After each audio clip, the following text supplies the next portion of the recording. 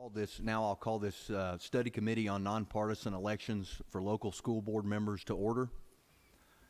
As a father of 3 children in the public school system in Gwinnett County, in the City of Beaufort schools, I understand firsthand the role education plays in sculpting our next generation of leaders. As a legislator, I take great responsibility in representing the concerns of my constituents at the state level of government.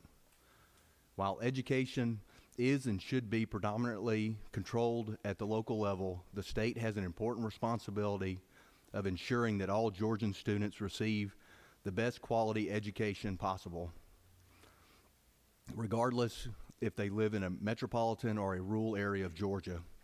Over the past few months, I've had increasingly high numbers of constituents contact me directly with concerns over operations of our local school board in Gwinnett County. After multiple conversations with fellow lawmakers, education experts, I've decided that it's important to fully examine the issue communicated to me by my constituents. Specifically, I have identified that there's a need for further study the impact that partisan school board elections have on our children who are enrolled in Georgia public school system. Experts like the Georgia School Board Association have publicly called for the General Assembly to make both the State Board of Education and all local school boards nonpartisan, which is outlined in their publication of their legislative position for 2022. This meeting today and the one we have scheduled for next week at Georgia Gwinnett College on Thursday, December 16th, will provide more insight on this crucial topic. At the end of the day, we all want what's best for Georgia students. I want to thank everyone attending, and I also want to thank the folks that are signed up to speak today. I look forward to facilitating a productive and respectful meeting, and at this time I'll ask my fellow committee members if they've got any comments they'd like to make before we hear from our first speakers.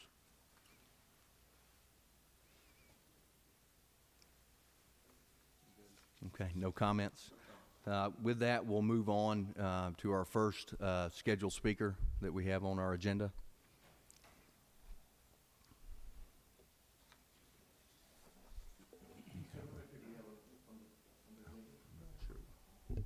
I think we had some folks signing up.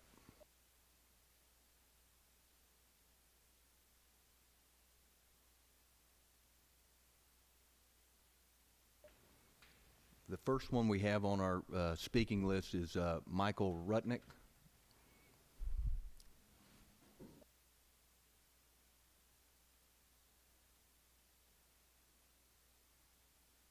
Good morning. Thank you very much for having me here. I'm a Gwinnett County resident. I live in the northern part of the county. I've got a 13-year-old boy in 7th grade. He goes to Osborne Middle School. He's in the special needs program. And my family, do I have a time limit, by the way? I'm not going to be here for 30 minutes, but am I working with a time limit at all? We'll try to keep it in 5 to 7 minutes. Oh, I'll be way less than that. So my family, my son started school in Gwinnett County, the same area, immediately went in the special needs program. Was wonderful.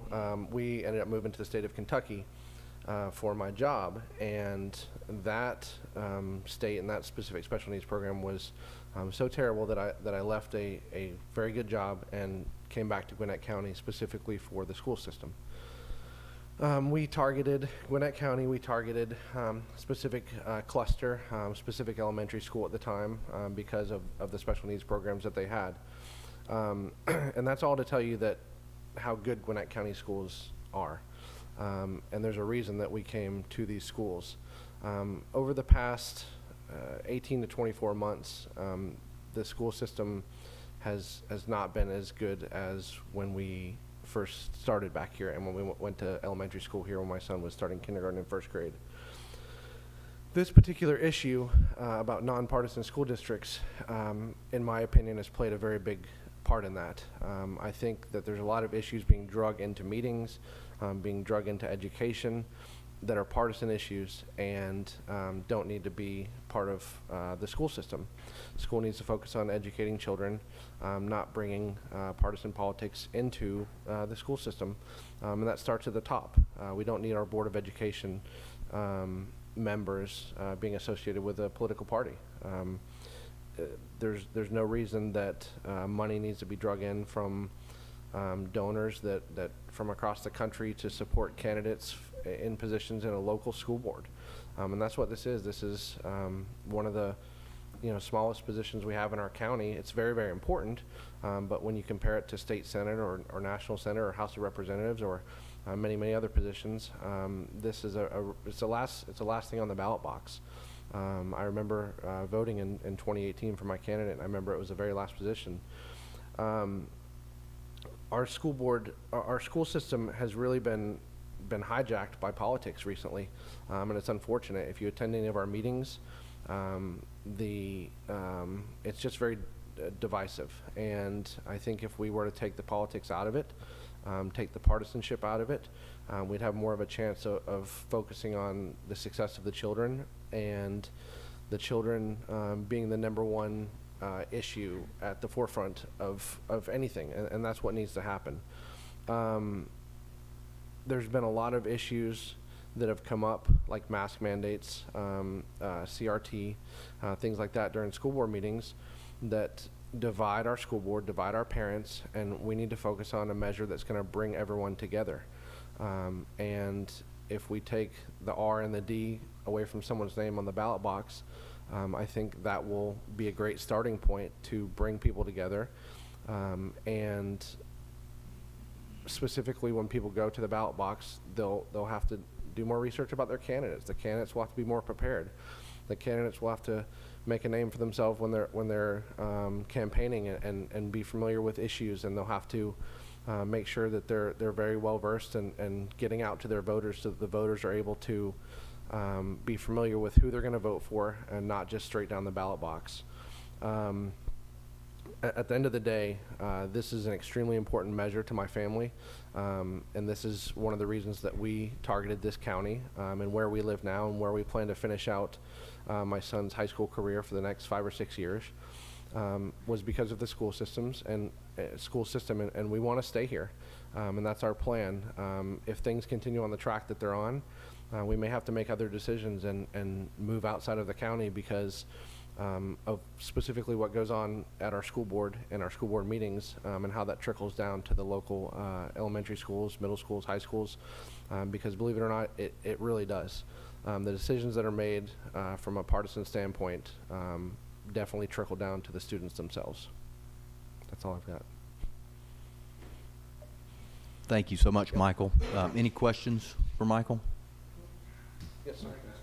What no? Thank you, Michael, for being here. Sure. One question I had is, you mentioned use an example of a mask mandate, how it's been divisive as it is.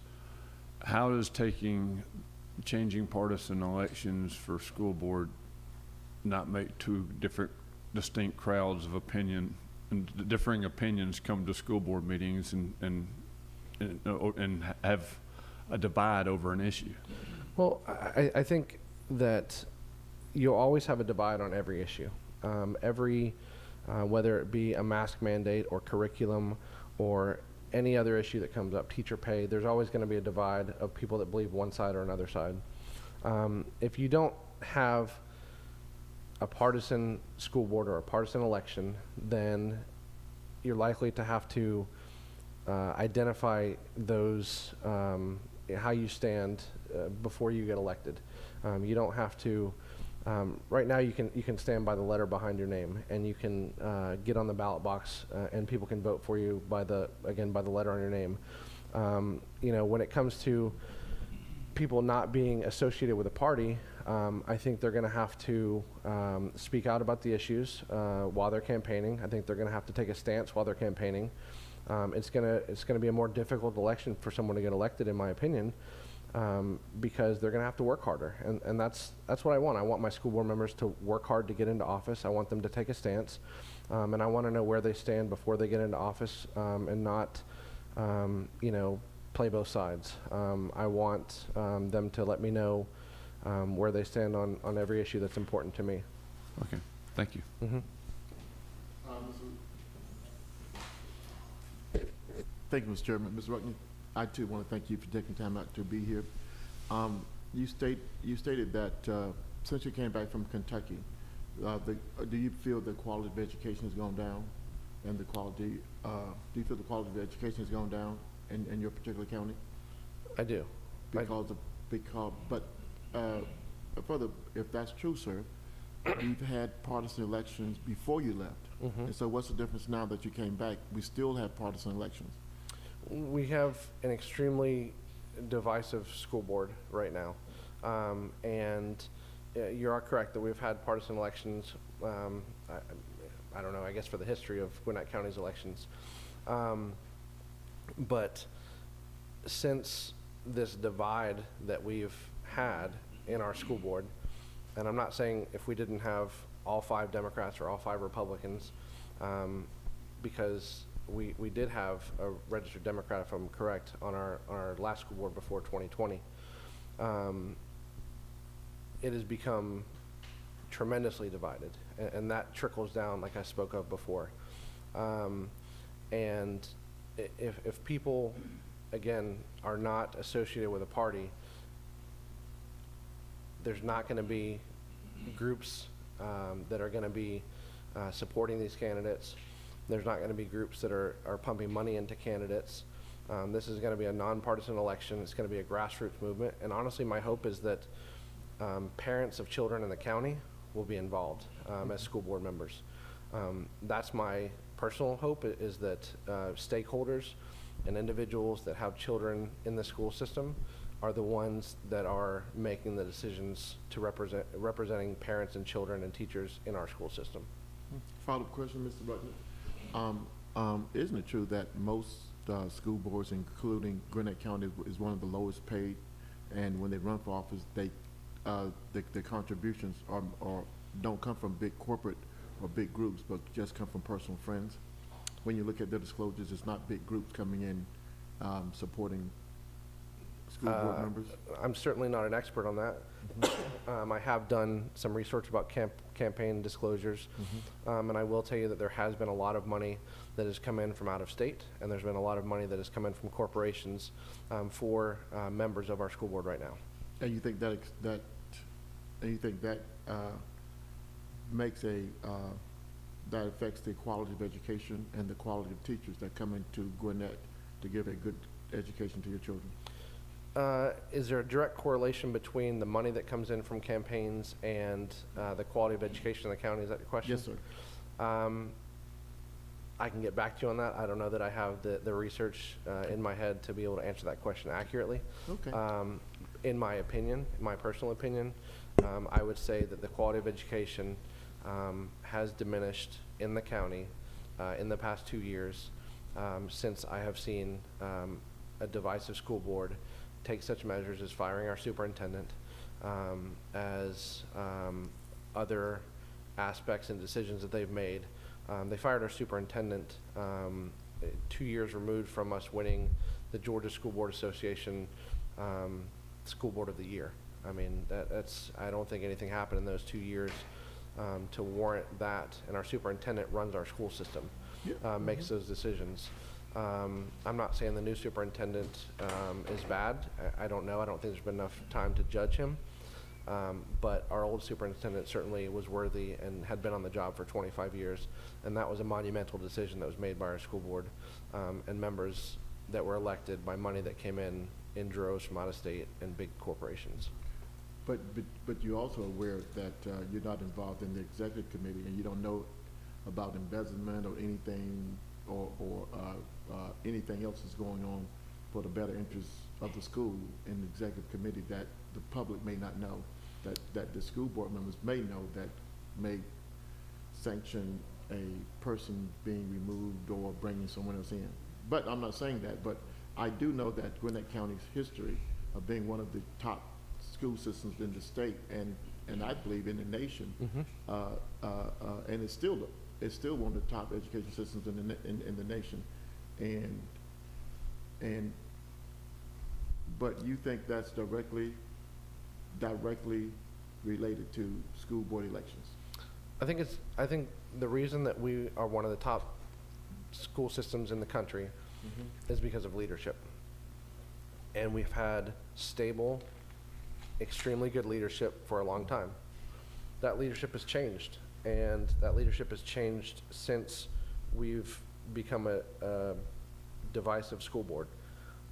And I think we became a divisive school board because individuals were elected because they had a lot of money. And it wasn't their own money. It was money that came in from others. Again, big corporations and out-of-state money. Obviously, it's all public information. You can look that up. And I think without that money, we would have more of a grassroots, parent-led school board. There are some members on the school board that have children in Gwinnett County. And those are stakeholders that really have a dog in the fight, in my opinion. Our chairman specifically does not. You know, again, he leads the school board. So there's just been some issues with being a partisan school board that have led to the demise of our school system, and I don't want to see it go any further. Okay. Thank you, sir. No Thank you problem. for your opinion. Yeah, and I've got a question, but make a comment. I've been heavily involved, with our school board and some of the issues we've had this entire year. And, maybe there was something in executive session, but nothing that I was ever aware of that the public was made, aware of or stated to of any real merit for the firing of our former superintendent that had, about 18 months left on his contract and cost taxpayers roughly about $500,000.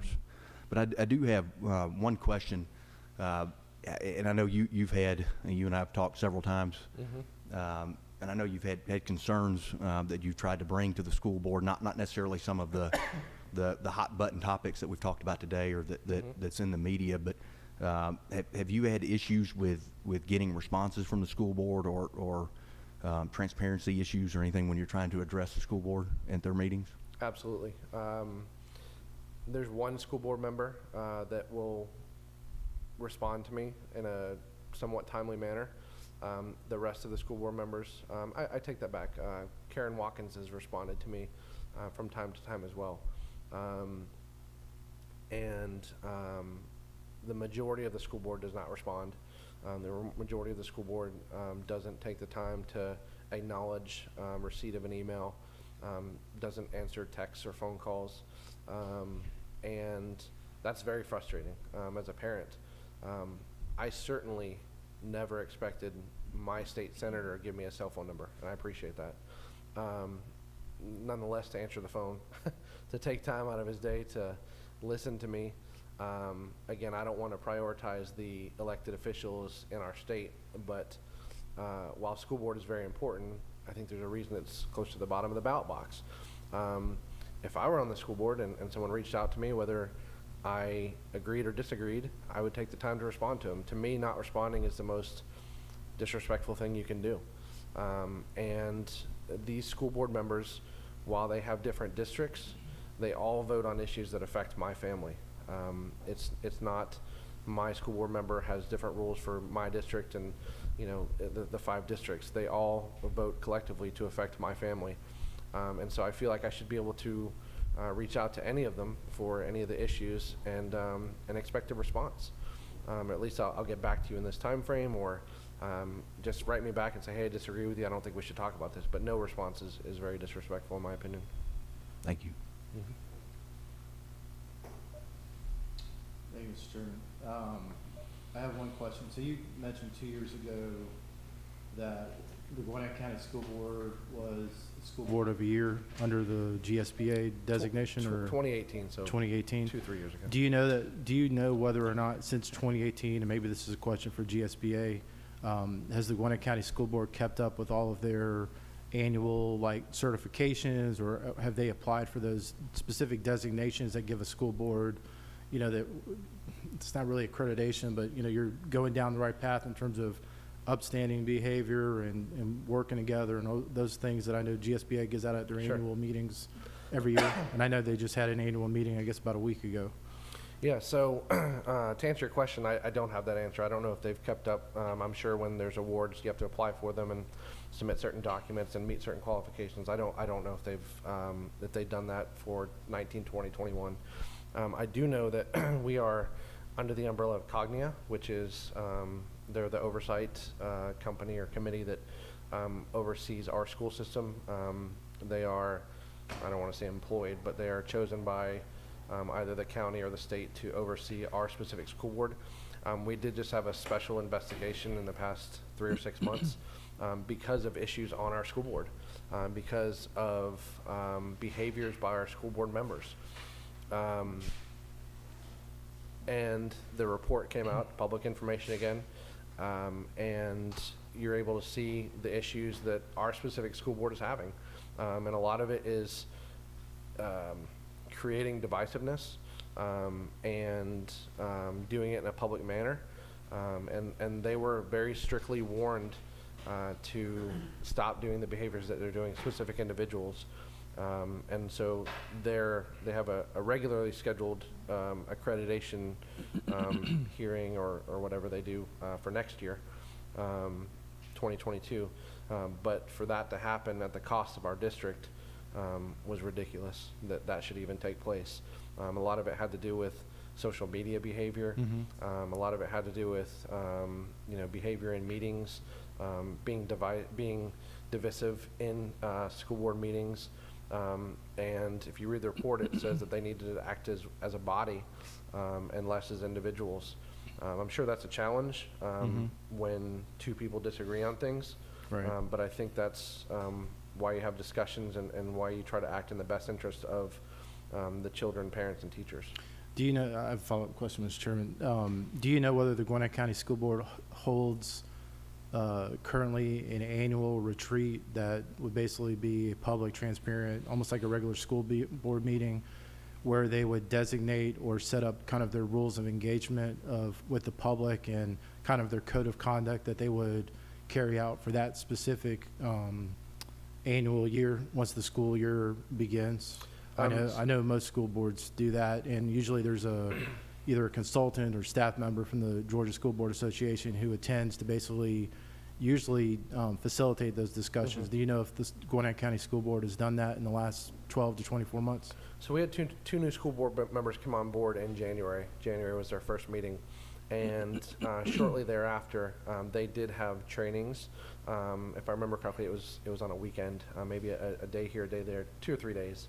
Where you find out board norms, meeting norms, how to run a meeting, right? So if sometimes if you get elected, you may not know how to run a meeting. And those are some of the things that they had learned about. If you go back and watch our January meeting, which is the first meeting of our new board, it was embarrassing. Now, granted, they hadn't been through training on how to do that, but our board chairman had been elected, and the meeting was it was not orderly, not by the constituents, but rather by the members of the school board.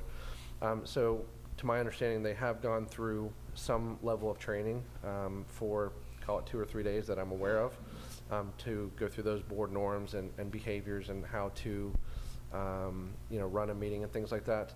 I don't know if it covered things such as social media behavior or calling back parents or make sure if someone reaches out to you, get back in touch with them. I don't know the content of those meetings. Potentially that training could have happened as, a newly elected official, not necessarily during the course of business, serving out your term as a school board member, which should probably happen annually in terms of what are the usual board norms and I guess etiquettes that you would have to try and keep a school board, keep the politics out of the discussion, what's going on in the classroom as much as possible. Absolutely, and that's the intent, in my opinion, of this is to keep politics out of the school. It doesn't need to be in there. This is the one place that politics doesn't need to be. There's other local elections, city council members.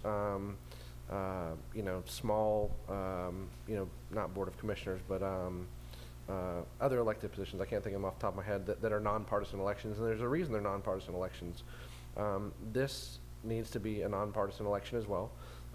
And in many, many counties, I don't know the exact number, Senator Dixon, you may know the number, but in many counties in Georgia, that's already the case. And this is, as Senator Dixon stated, a recommendation from the Georgia School Board Association and their stance on what needs to happen in all counties in Georgia. Guess one more question, or two more questions. Thanks for the taking on the questions. Do you know whether your school board has adopted a policy that is transparent for what is the rules of engagement for public speaking at school board meetings? Is Yeah. that published? Is that rule or policy discussed before as a school board meeting opens, or? Yeah, that's a great question. I'm glad you brought that up. Our school board has established norms for the public portion of the meeting. Those norms have changed since our board has become so divisive. And formally, you had 3 minutes to speak. It was an unlimited number of speakers, and those were the only restrictions, that you had 3 minutes basically. Now, I'm going to try to remember off the top of my head, excuse me, you're allowed to speak at 2 meetings in a row, and then you have to take 2 meetings off. They did reduce the speaking time to 2 minutes for 2 or 3 or 4 meetings without announcement to the public.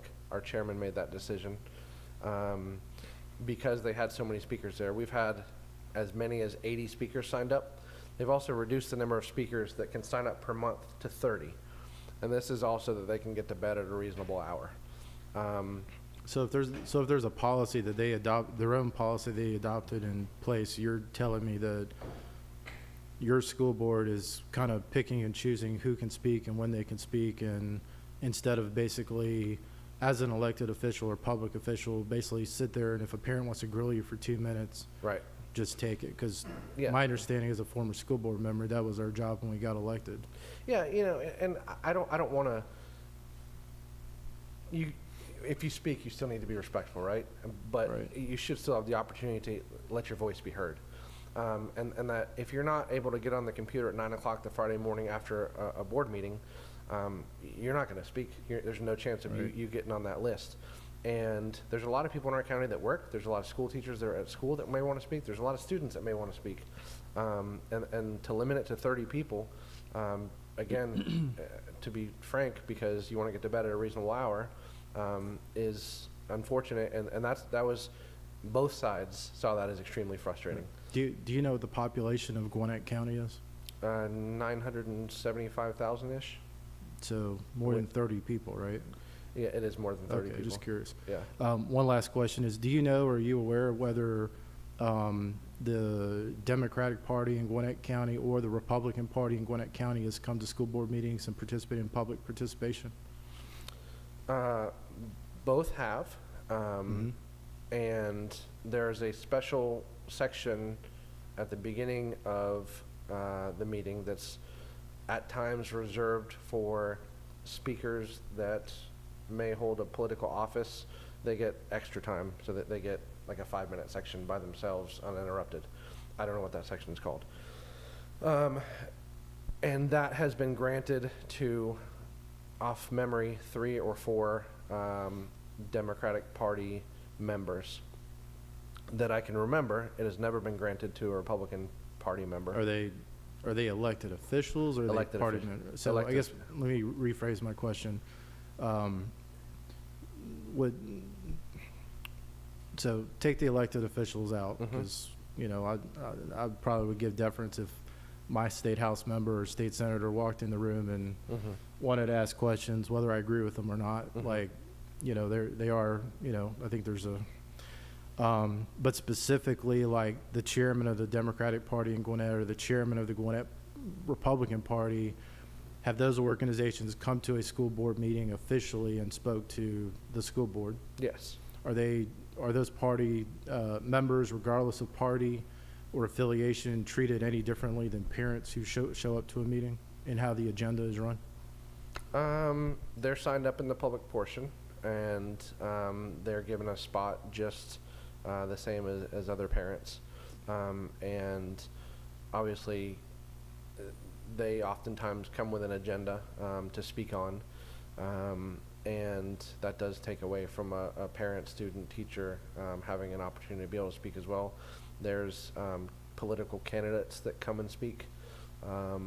They're obviously associated with parties, both sides, and those individuals take up a spot, and they may be fighting for or against some of the things that would benefit or detract from the school system, in my opinion. But they are, active political candidates as well. Okay.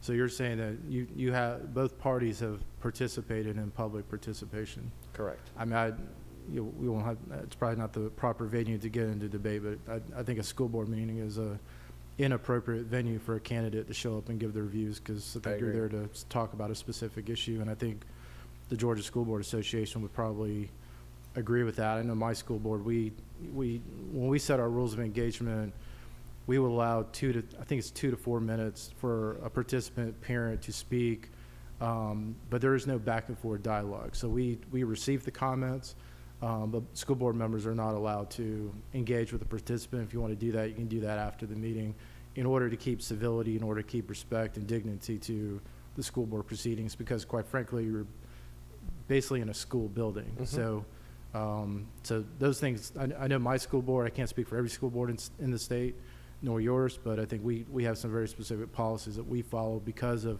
the sensitivities of having children in the building. So thank you, Mr. Chairman. Thank you, Mr. Chairman. Hey, once again, I want to thank you for being here. My comments are real short. I really believe it is the when you have any new elected office, whether school board members or state legislators, that there's a learning curve. I was once a newly chairman of a committee, and I wasn't as good at my first meeting as I am now.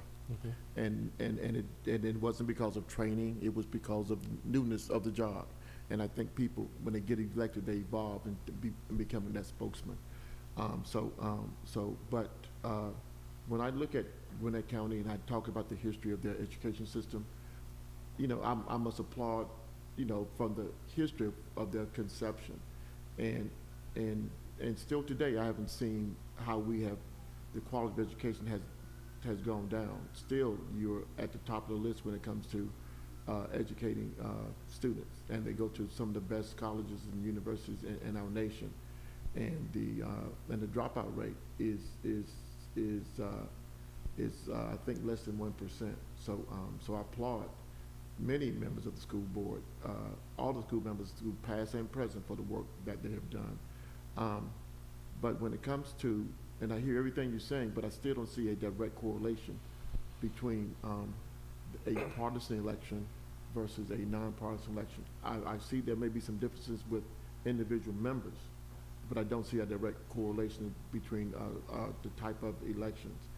Because if this was true, all of our elections should be nonpartisan. If there was no bickering and there was nobody deciding, we should have every election nonpartisan. But that is not the case. So I want to thank you for being here. And as we move forward, public education is not a partisan issue. It is not about, Democrats and Republicans work really hard, whether it's in the just General Assembly or in school boards, to make sure that students have access to quality. And I understand you have almost 1 million people and they limited it to 30 speakers. Maybe there should be some exercise in permitting more members to speak, or, I just see some growing issues versus partisan issues. Thank you, sir, for being here. Mr. Chairman, thank you for allowing me to speak.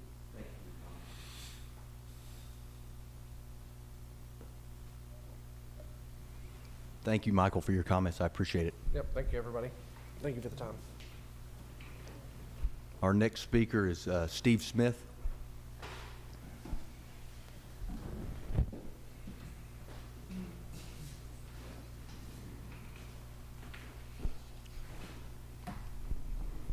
Chairman Dixon, I thank you for the chance to come and speak to you this morning concerning Senate Bill 5EX and changing our board elections in Gwinnett County to a nonpartisan race. I've lived in Gwinnett County since 1987. I graduated from Brookwood High School in Snellville, and as an adult, I chose to stay in Gwinnett to raise my family. I have a 9-year-old son who attends GCPS. He loves his school, his teachers, and his principal, and as his parents, we currently agree. At first glance, no one would mistake me for a PTA parent or someone highly involved in school board meetings, and until COVID happened, I wasn't. New ways of learning were quickly adapted when our school shut down, and we were promised it was only temporary. That's when I became more involved, attending meetings and rallies to get schools reopened. In that process, I was witness to the 2020 election of 2 new board members and the frankly vile campaigning that was done by them and the Gwinnett Democratic Party. I've been deeply interested in politics ever since I was a child. Ronald Reagan was a hero of mine. I did a book report in the 3rd grade. I'm well versed in how this system operates. Our nation is well entrenched into a 2-party system, and sometimes that works. However, since 2009, it seems like there is no bipartisanship in government anymore, or in its citizens. When people once reached across the aisle to get things done in the sense of compromise, now that hand is swatted away or worse, spat on, because we've deformed a highly divided partisan nation. Even worse, one party seems to have taken the opportunity to label the other side as racist and bigots if they disagree with them strictly in the interest of garnering votes. While that alone should be rebuked, it's especially heinous when it comes to certain offices. There's no place for partisan politics in judicial elections. We don't allow it. And there should also be no place in school board elections either. School boards are put in place to enact policy and procedure in the best interest of our country's most fragile and valuable resource, our children. Their function should be one of unity and positive outcomes for those kids. Instead, they become a home of political theater and indoctrination by partisan hacks who are beholden to the party that they chose to run for. Look no further than one of our GCPS board meetings where a member of a highly democratic organization gave a speech and voiced their frustration with Chairman Blair by screaming, "Do what we elected you to do." The simple fact is this: party platforms have nothing to do with minors who can't vote. They frankly have nothing to do with most adults who can vote either. I'm best described, frankly, as a fiscal conservative and a social moderate. I wish our state would decriminalize marijuana use and take that tax revenue for an education stream. I vote for candidate viewpoints. In a partisan election, candidates must toe their party line or else their support and funding gets pulled. This leads to extreme and radical viewpoints from both sides to get a nomination. When it comes to kids, I want the most qualified candidate, not the best Democrat or Republican. Notice the only people who seem to have issue with this are the members of the political machine who realize it takes away their power and returns it to the voters. A nonpartisan election requires voters to actually learn about their candidates, not just vote straight ticket. It will allow candidates to work for the people and not the party. Last I checked, that's what representative democracy is supposed to be about. Senate Bill 5EX should provide that real legislation and representation. I urge you to pass this bill for our kids' sakes as well as Gwinnett County taxpayers' sakes. Chairman, I thank you for proposing it, and I thank you for your time. Thank you so much for your comments. Is there any questions? Thank you so much for coming and speaking today.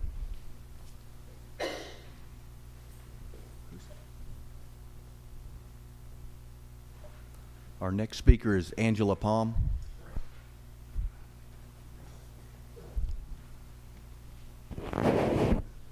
Good morning.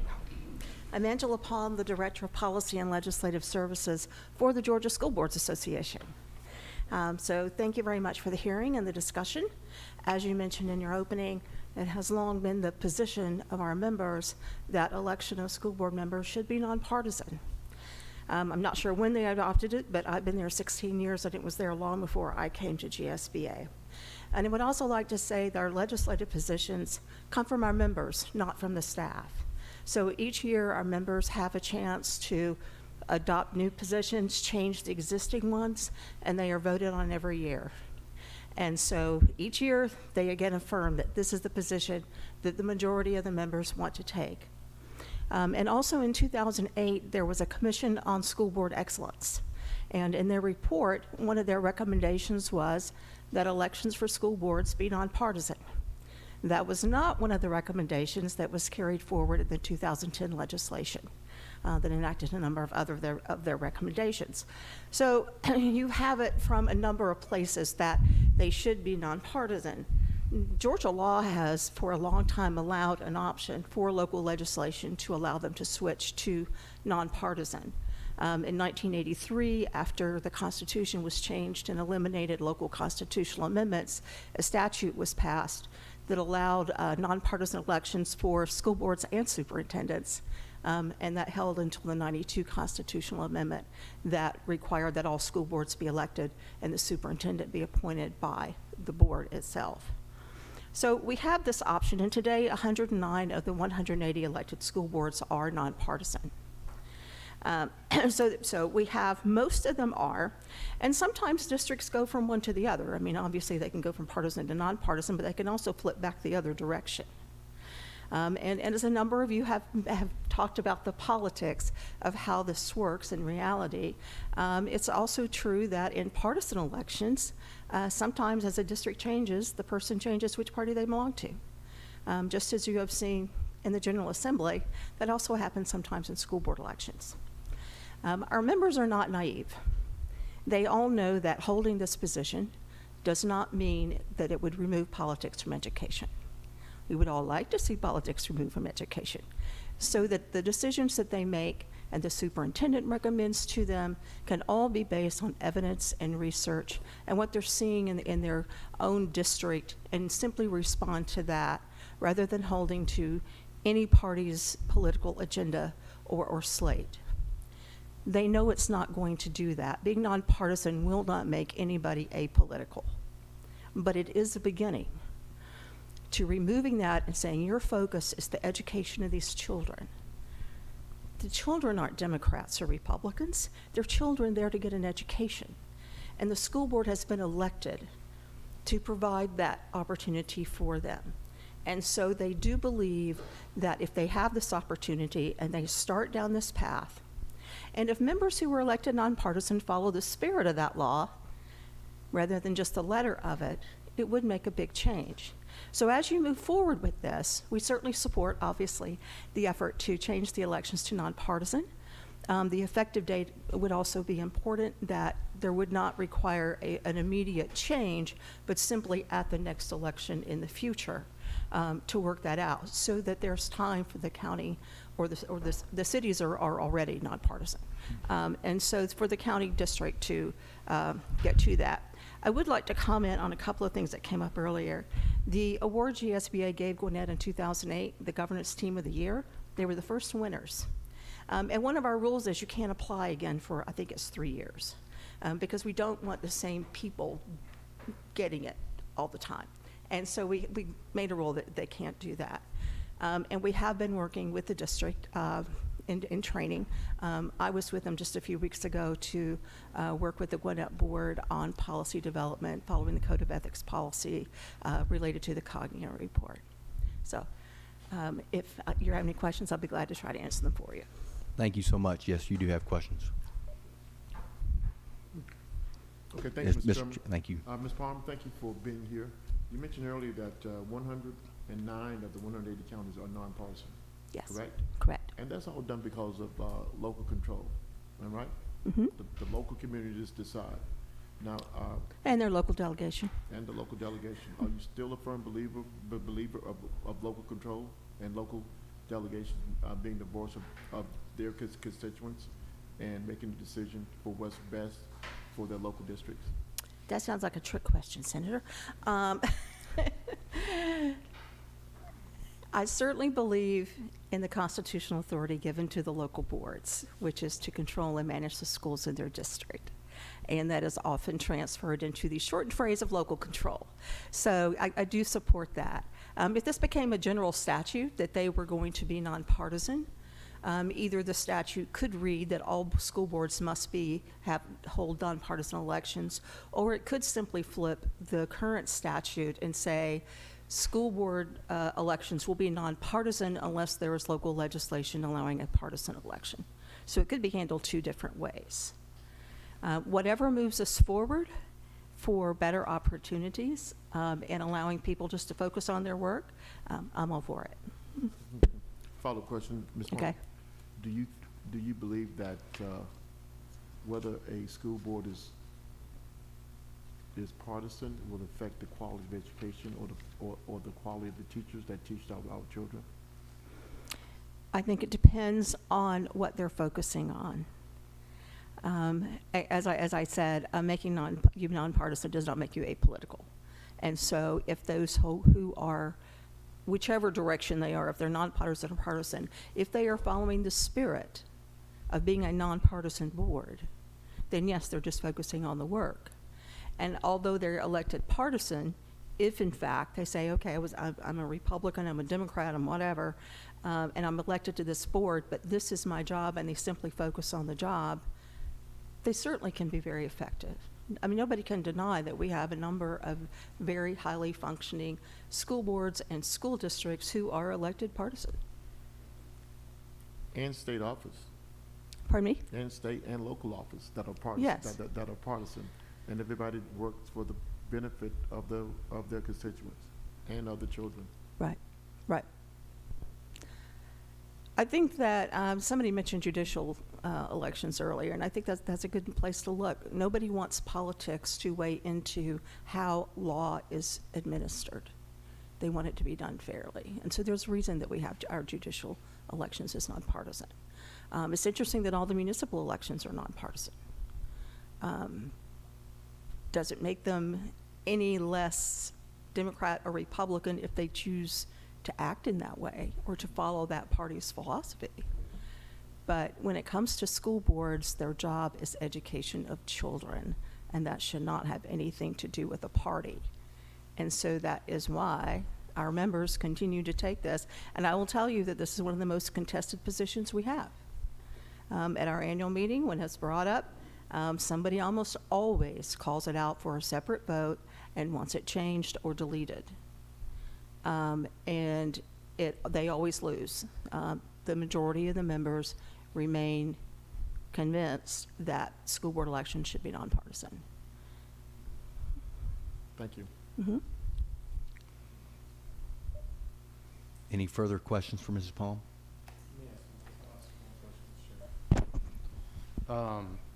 Back to you referenced the code of conduct, the code of policy the boards develop. Mm-hmm. As it relates to, I know like each school board in the state, I know we had our own, I guess, like Board of Excellence or whatever. Do you have a listing of those you could share the committee of where every school board in the state stands in relation to each of those designations? We do have an award system that has 3 different levels, and then separately from that is the Governance Team of the Year competition. And yes, I can get, because we just had our conference, and Right. so we just Recently. did all the awards. And so we can do that, and we also have added a Leading Edge Award for innovation in a particular area, so I'll be glad to get the list of where everybody is. Okay. And also the requirements that we have, that it means that they have met. Okay.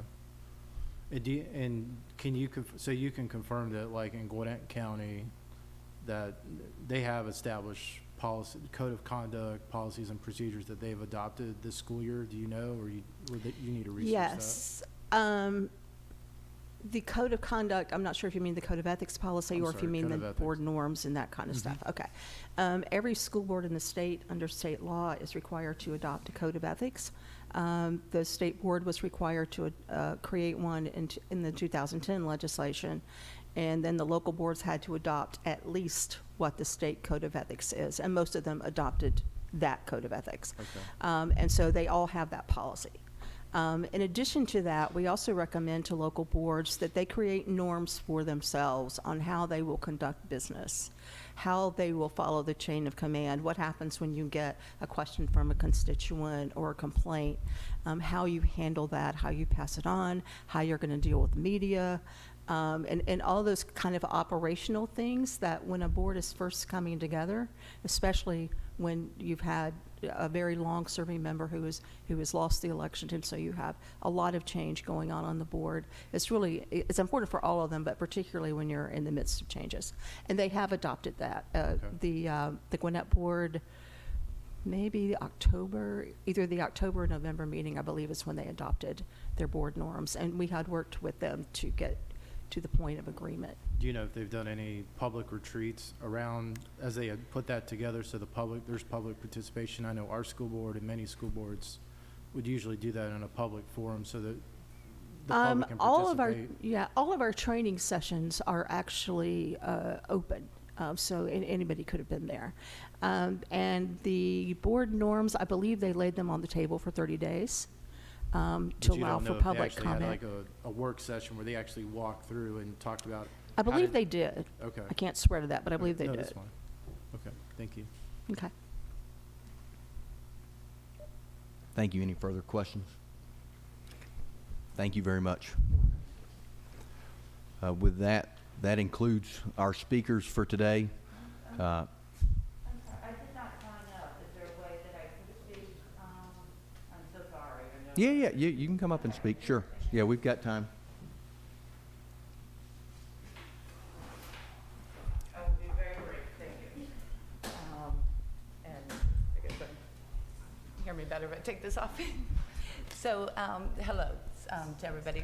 Good morning. Thank you for allowing me to speak. Thank you all for being here this morning. Thank you to all the previous speakers.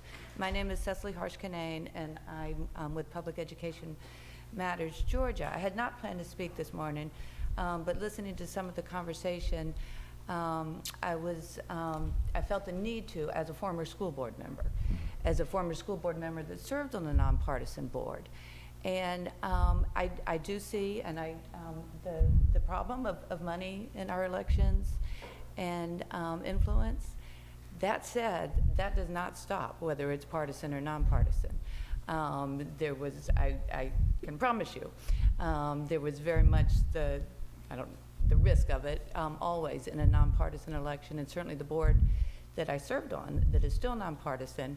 There was so much money in this last election that they were running ads on CNN. National groups were paying for ads on CNN on behalf of some candidates.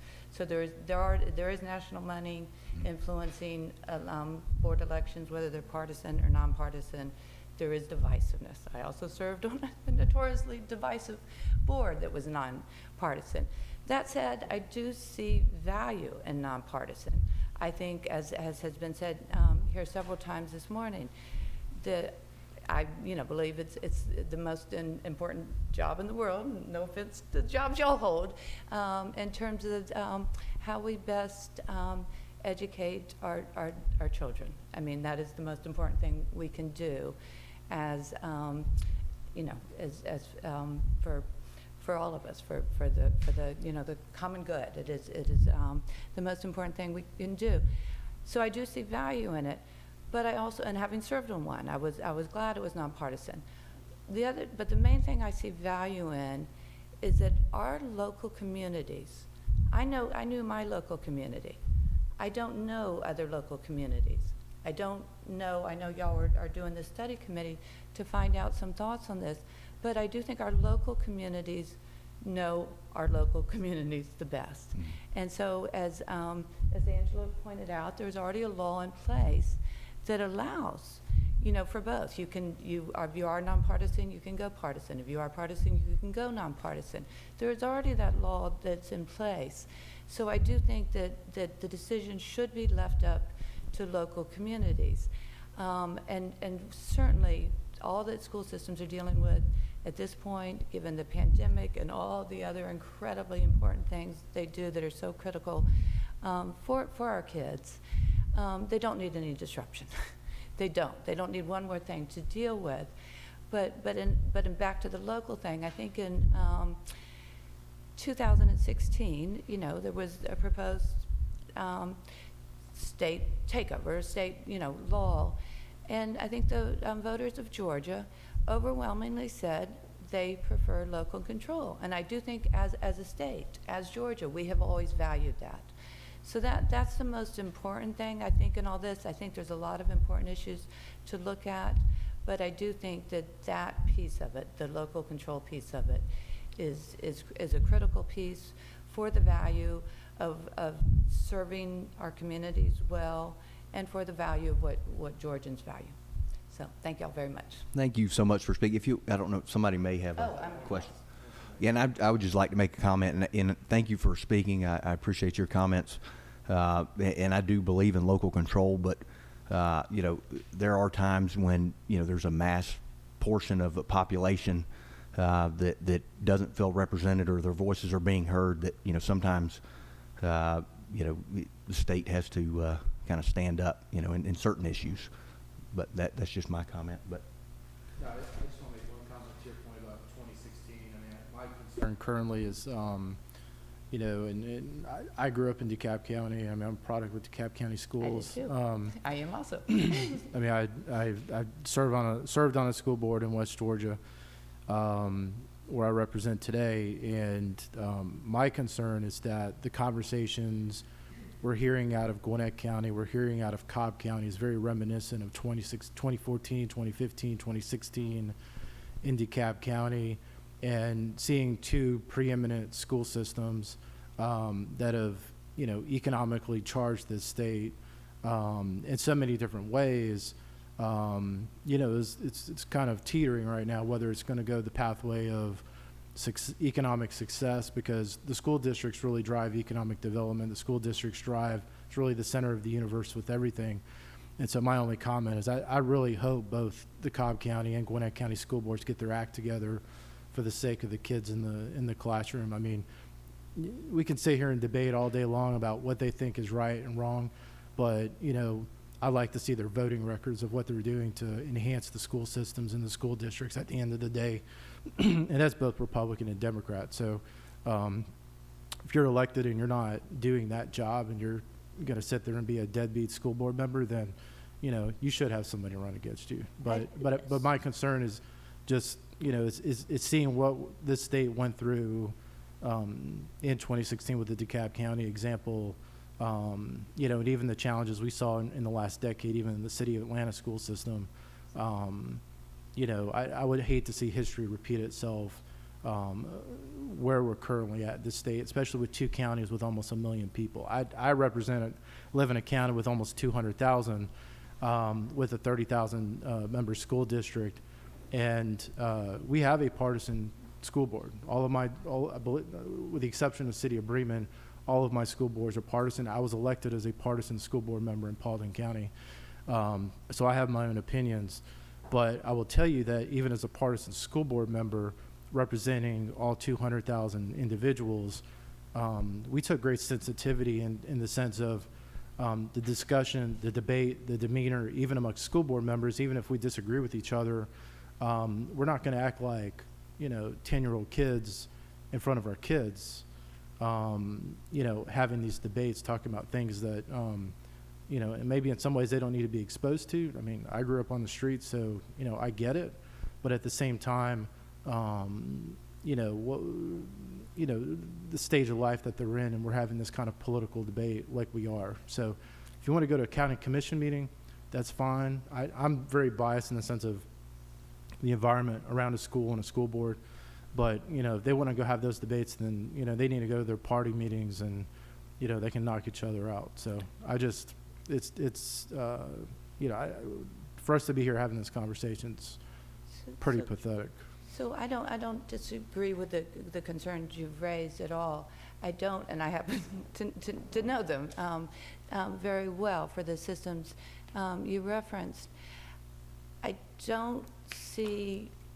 First of all, I should have said at the beginning, I do believe, partisan or nonpartisan, most local boards of education do take very seriously what they have been, you know, the responsibility they have. And I do think that. The ones you've brought up, those were nonpartisan. So I don't see where this answers that. And actually the concerns I've heard raised today are very local specific issues that they're having with their local. So I don't see, I do agree that we don't want systems to go down those roads. And there needs to be a way that, you know, that they can be righted, as we've seen with the examples you gave. We do need to have, I don't see that this, enforced legislation is, for one thing, as we've heard and I've already said, we do have the legislation to go either way.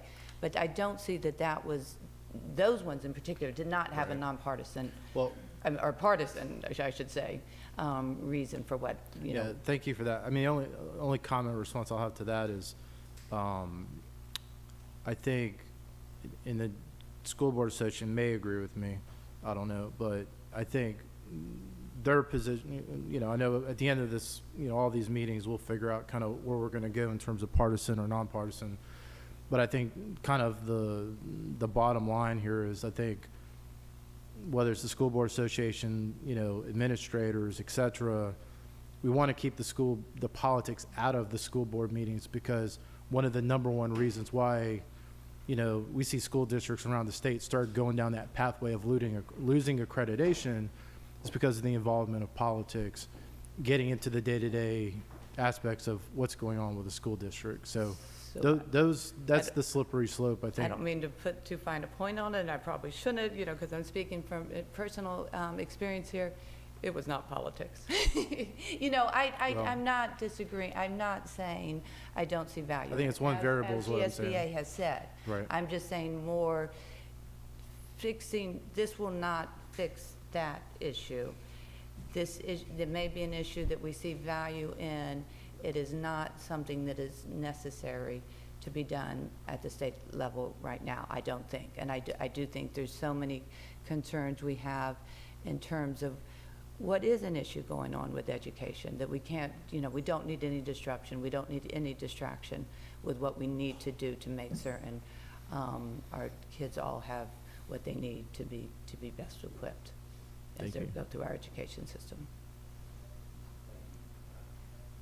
Thank you, Mr. Chairman. Thank you. Thank you for being here this morning. And you know what? This is what's great about our country and our political system. If things aren't going right in a particular office, we have the right to change it. And that's changed on every election cycle.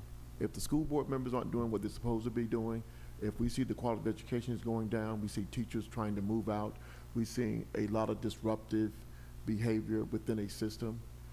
On election day, in 2 or 4 years, we have the right to change it. Mm-hmm. But the people have made a choice of who they wanted their elected officials to be, who want, and they had a vision for our children, and we need to let people do their jobs. But if we find they're doing their jobs effectively, then we can change it, and then government can check in. But we've been doing a partisan election for every county. It's been going this way in Gwinnett County, but all of our state. But when there's disruptive in our system, we change it on election day, and everyone knows where the change is. And I come from a city where the entire city council was changed in one election because they didn't like the direction of the city, and now there's a new vision. So we have to continue. We always have the opportunity to make our country better, but it's done in the local, and it's done by local election, and it's done by local control. Thank you.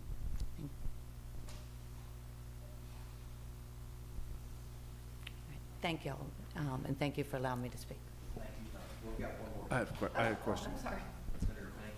Thank you, Mr. Chairman. Thank you for being here.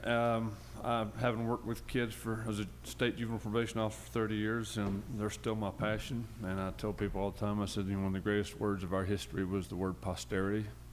When we're focused on our posterity, it takes self out of it because it's for the next generation and not for ourselves.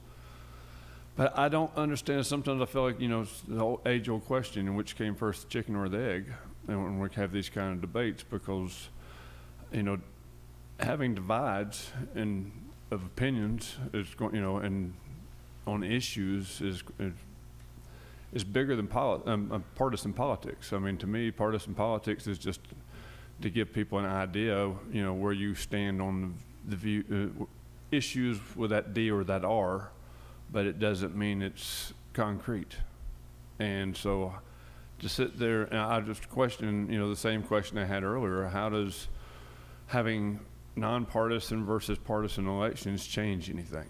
Because you're still going to have division at times. You're still going to have angst and anger at times in committee meetings. You're still going to have a divide among the populace or the people.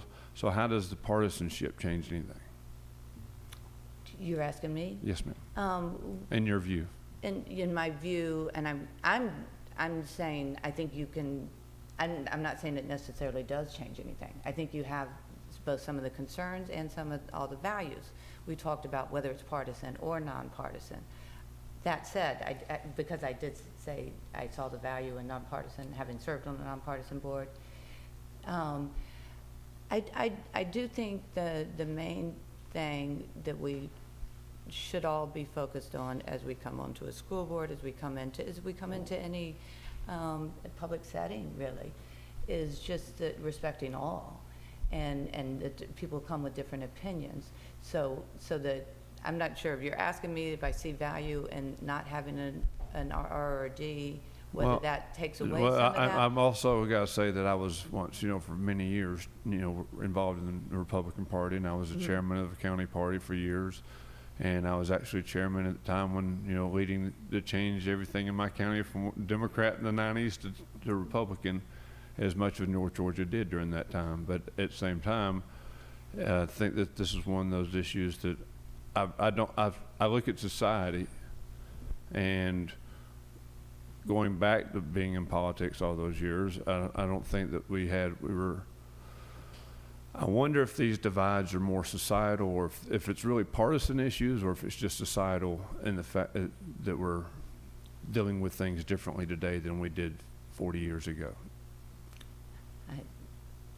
I don't know if you're giving an opinion or asking a question, but I think it was a little bit of opinion in that, and I would agree with you. So, All right, thank you. so just to reiterate, my point was saying we have the opportunity, school boards now have the opportunity to be what they want of their choosing. There is, a law in place that allows that. There's a process in place for changing it.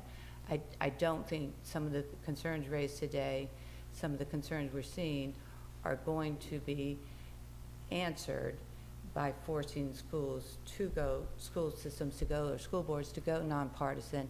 And I think that would raise more issues in terms of taking away a focus on what they need to be focusing on.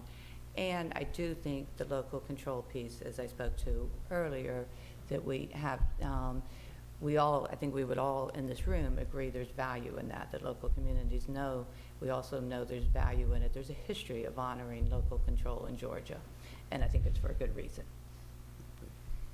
Thank you. Thank you for your comments. All right, thank you all very much. So we've got two more folks that want to speak before we wrap up today.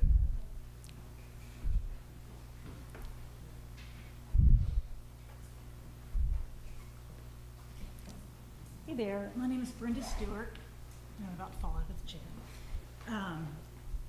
I am a mom of 3, and actually I have one child, my youngest child, that is being homeschooled right now. Because of the mask mandate, last year was not a great year for learning, and I think that it has made an impact. So I've chosen to keep her home. She is going to return in January, and I have 13-year-old twins that are at North Gwinnett Middle School. I wanted to come up here because one of the things when it comes to, we're talking about partisan versus nonpartisan, what I observe as a parent is that there are board members over the last, whatever year, that have been jumping up and down, screaming from the roofs about politics. It has created an extremely divisive environment, all the way down to the children. I have my kids coming home and asking questions, and it's just become a thing of, if you believe this, then you're on the right. If you believe in this, you are on the left. I am much more of an independent or a moderate, but I'm getting labeled far, crazy right because I'm not pro-mask mandate. I am vaccinated fully. I am a nurse, although I stay home with my kids right now. So I'm quite aware. I've also done a lot of research on the studies in terms of the true data of randomized controlled trials on masking with cloth masks. We know that there's very little efficacy. So we know there's a Danish study and a study out of Bangladesh. Those are the only 2. So we know that that has become partisan. So, here's where I kind of come in to, I see the toxicity and the just chaos that has been brought in the last year. I think that the pandemic is part of it, so I think that that is something that has shined a lot of light on, on the board and the policy decisions. It's gotten people, motivated. And I think that's great and inspiring. I think the parents need to be involved. I was not near as involved as I should have been, just kind of standing on the periphery. But I can speak from experience that I have now, as a moderate, as an independent, have become now the new face of domestic terrorism. I was arrested at the last board meeting, and there is no doubt in my mind that politics is a driver behind the climate, and the environment was so tense and toxic. I was not there to protest. I was not there with a group. I happened to try to help somebody else, and that led to kind of a sequence of events. But it's also very apparent when I go back and I look at video that certain parents are being targeted. And those parents that are being targeted are considered on the right, Trumpers, if you will. So there's a lot of misconception, and I think a lot of that is coming from our board members directly. So when you're screaming from the roof, again, here's my view on, all of these things, and here's who I associate with, and here's where I come from. Again, we're starting to move apart. We are not coming together. It is not, the partisanship is not helping. So whether it helped or was relevant in the past, I can't say. Is it relevant now? In my opinion, extremely so. I think that it is crucial that we take that component out. And again, we're not going to take out the bickering and the views, but trying to take out that spotlight on politics in education, I think is crucial. And I also think it's sending a message that says, we need to be more neutral. We need to be more fair, at least in our appearance. What goes on behind closed doors goes on behind closed doors. But what has happened over the past year has been absolutely a travesty. And I'm also someone who was raised, I was raised in DeKalb County and went through DeKalb County schools. And to see what was, when I was there, was an award-winning school district, which is now, by many standards, a complete failure. I absolutely, I can't look at correlation and say, okay, partisan politics is directly correlating in this XYZ right now, but I don't think it takes a rocket scientist to project ahead and see the direction that we are going. We are considering moving out of the county. I know a lot of people that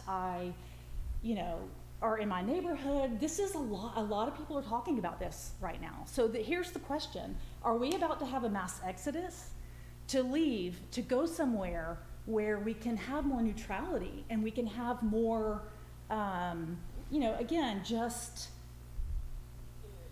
the illusion, if nothing else, of, again, the board members not just being hardcore political rhetoric on social media and everywhere else. So that's kind of where I stand, and I wanted to come here today and just say that, because my life, my reputation, my family has been destroyed, you guys. I mean, my mugshot was posted on the front page of the Gwinnett Daily News. I had people banging on my front door, scaring. My youngest daughter was home with me, and I was upstairs, and they're banging on the door. She's looking out saying, "Mom, there are men at the front door with cameras." I have another child that's having nightmares now because she doesn't fully get the whole thing of public records, but she's like, how do they have our address, and are they coming? And waking up and saying, Mom, I heard a door close and I think somebody's in the house. And then me have to say, no, honey, nobody's in the house. So this is where we are. In a million years, I couldn't have imagined that I would be the face of something that I don't even represent. My kids are vaccinated. So we've got to come to a place of unification. We've got to come to a place where we're coming together and at least, again, attempting to keep people in Gwinnett County, to keep people from running away from what is transpiring right now. Thank you so much for your comments. We got a question.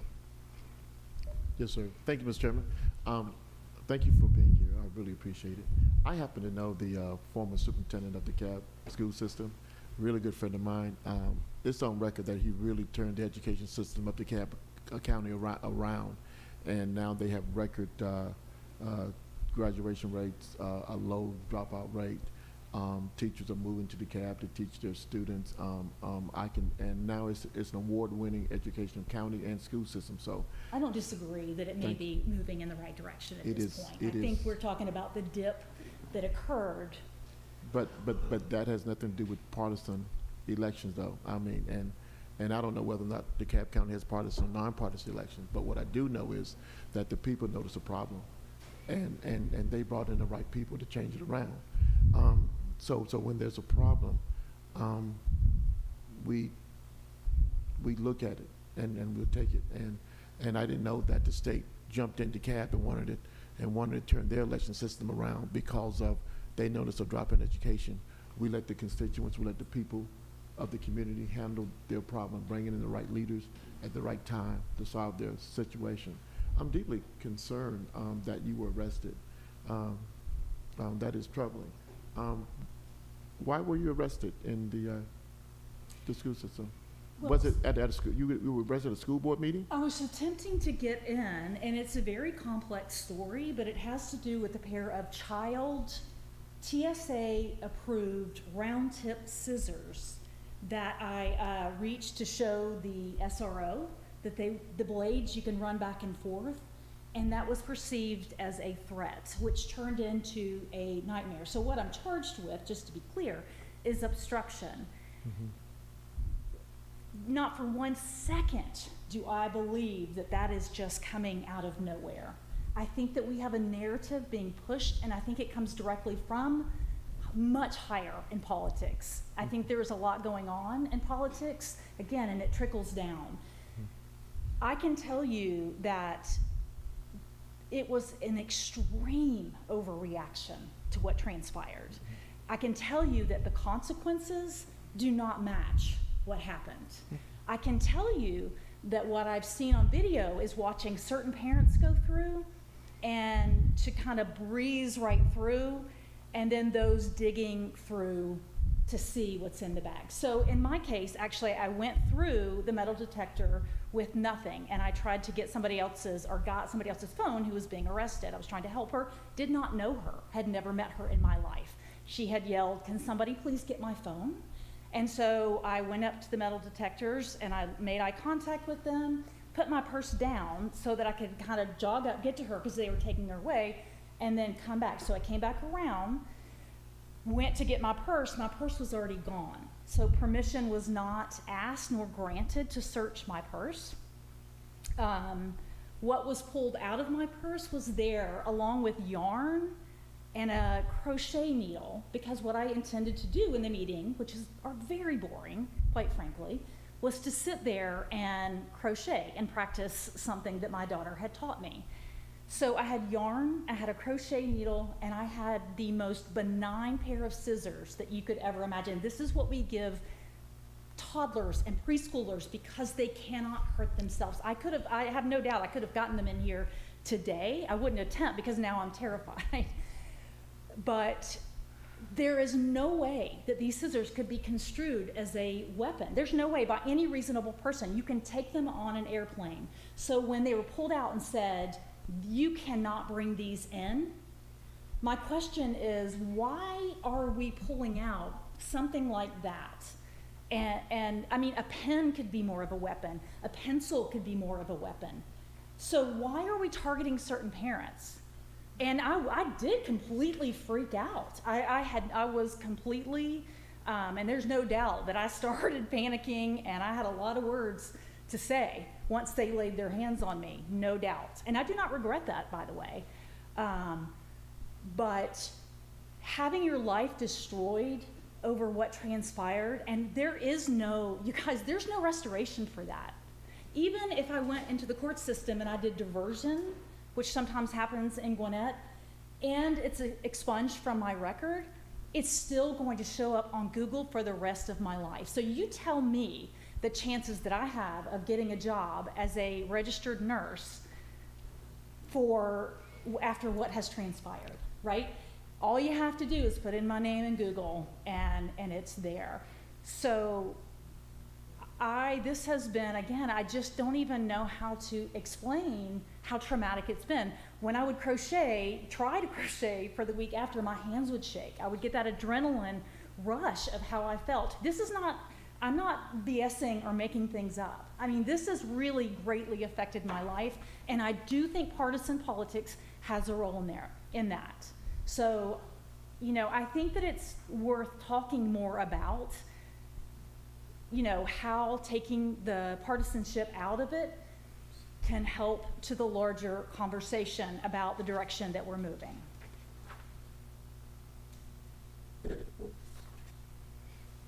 Thank you so much. Any further questions? Yeah, and I would just like to make a comment. I've been following your story, and I'm so sorry and that this has happened to you, and frankly shocked that you were arrested on those grounds. Just on a personal note, anything I can ever do for you, please reach out to me. One thing that I want to say just additionally too is, and this is where I know there is a disconnect, and I think there's body cam video which will help sort this all out. They did not ever tell me what my charges were. I literally was put in a car without understanding, and then when on the way to jail, the officer said, I can't even believe I have to say that. The officer said obstruction, and I asked the other lady who's here today, what does that mean? Because she used to be a sheriff's deputy, and she said, I think it means obstruction of the law officer's ability to do their job. That was never explained to me. To this day, I do not fully understand how that kind of applies. So I'm hearing out of GCPS that I was told numerous times what those charges were, and that is absolutely not correct. So I just want to point that out as well, and thank you. Thank you very much. Thanks, guys.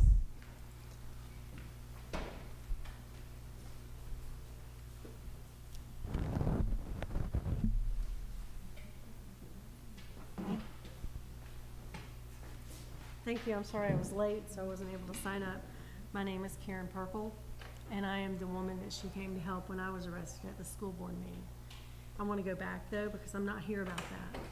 I'm here about the fact that when I noticed what was going on with our politics in the school board system, I wanted to speak up.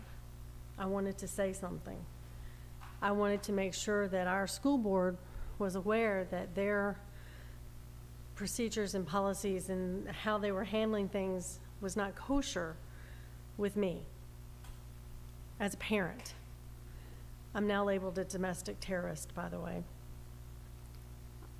My husband would probably be considered a domestic terrorist. He didn't do anything. So when I started getting involved in the politics, which I never, ever thought I would be involved in, but when I started getting involved in the politics of the school board, I made the decision that maybe somebody needs to step up to the plate and run for school board. The difference between me and some other folks is I called the elections office and I said, what do I need to do? That's how serious I was. What do I need to do to run for the school board? Well, you have to have a Democratic Party or Republican Party to sponsor you. I said, well, I don't really see myself as either one. I am very much what I call a liberal conservative. I think for myself. I don't listen to politics or politicians, no offense to y'all. I don't listen to what you necessarily say or agree with. I hear what you're saying. I hear what other people are saying, and then I research it, and I try to find it for myself. I'm not, like I said, I'm a mom. You know, I grew up in the Gwinnett County school system from kindergarten through high school. I'm ashamed of what our school system has become. And the reason why I'm here today to support you, Mr. Dixon, is that when you are trying to go and do something and and make a statement, it's not to get arrested. It's not. It's to make a difference in my child's life. And my child is the most important thing to me that you'll ever know. We struggled to get her. And I'm sorry, I didn't mean to break down. She's the most important thing in our life. And I'll do anything to make sure that her school system treats her the way she should be treated. And that is as a human being, not based on her color, not based on her gender, and most definitely not based on what her parents are or think. So I wanted to make sure that as a parent that I would go in and I would be that libertarian or nonpartisan person who would go and fight for my child. And I think that's all that the parents want, is to be able to fight for our children. And I can't do that. I cannot run in Gwinnett County unless I have a D or an R by my name. I can't do it. Okay? That's not right. And in the way that Gwinnett ebbs and flows, I don't think that we'll ever be able to get there. We're not going to be able to go and say, let's have people vote. In 2 years you can vote. Well, where's that gotten us?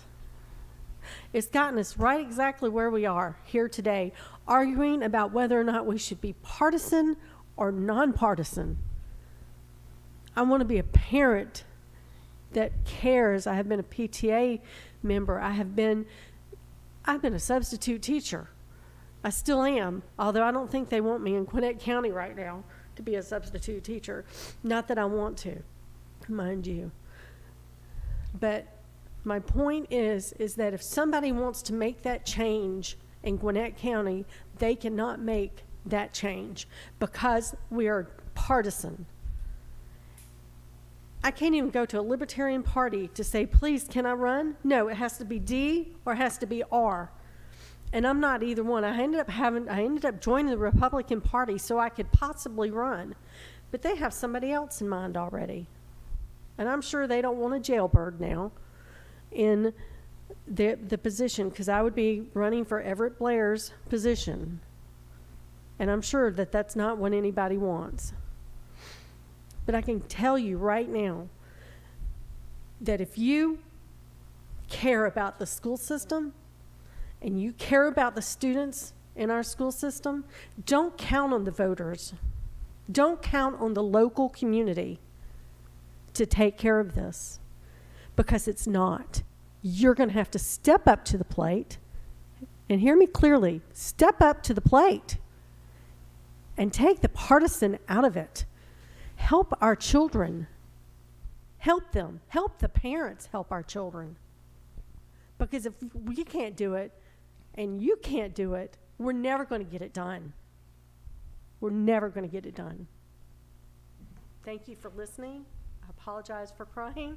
I think that's the first time I've cried since I've been arrested. But I would do it again, because that's how important this is to me.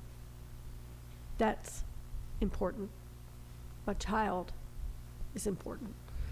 And honestly, if you have children in the Gwinnett County school system, your child is just as important to me. But I bet you can't tell me that by any of our board members right now. None of them. I bet you can't tell me that.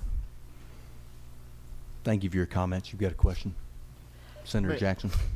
Ma'am, have you always wanted a nonpartisan election, or this is something new? Do you think we always, and I'm not sure, is she correct? Can't we run as a independent? I was told I could not. I was told that by the elections committee. I called and asked. I think the election committee gave you some misinformation. In Georgia, I don't know about most states in Georgia, someone can qualify as a true independent. Not in the school board, no. If they gave me the wrong information, I apologize. But I have to depend on the Gwinnett County elections boards to tell me what their election board policies are. If they told you that, we can fix that. I would like that fixed, because because I would like to run. Because people should be allowed to run as an independent. But see, that's the point of this. That's the point of this right now. That's right. So have you always been a strong advocate of nonpartisan elections? I've never thought about it. Okay. I've never thought about it until this year when I noticed what was going on. And honestly, I could probably care less otherwise. But now we're talking about my kid. You know, we're talking about the children of Gwinnett County who are affected by the decisions that this board is making. Let me just be very clear about something. I could care less whether you're black, white, Asian, male, female, transgender. I could care less. If you're a human being, I care about you.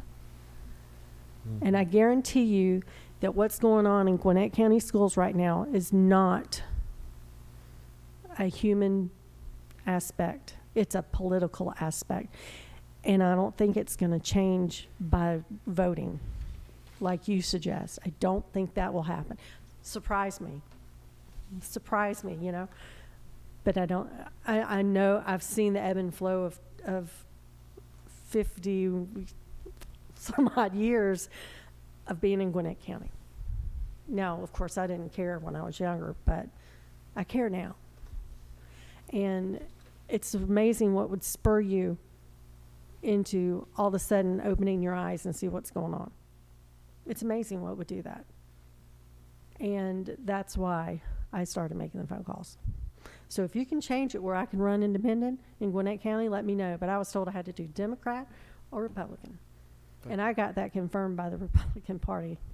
Thank you. Yeah, and the only comment I've got on the Republican Party side where they said they had a candidate, that would never, with either party, would never stop you from running. If you want to run, I mean, there can be 10 candidates for a position, so just always keep that in mind as well. Okay, I will. You might see my name on the ballot, although I don't think they'd want me now. Well, thank you so much for your comments. Thank you. That was our last speaker for today. I thank everyone that made comments today. I appreciate you coming out.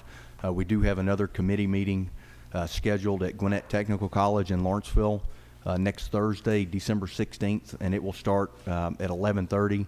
And I think they've got us slated for that event. It's in their auditorium as well in the 700 building for a 2-hour committee meeting there from 11:30 to 1:30 next Thursday. So I encourage you to come out again and listen to more debate and more comments. And just grateful for everyone that came out today and grateful for this board. With that, we're adjourned. Thank you so much.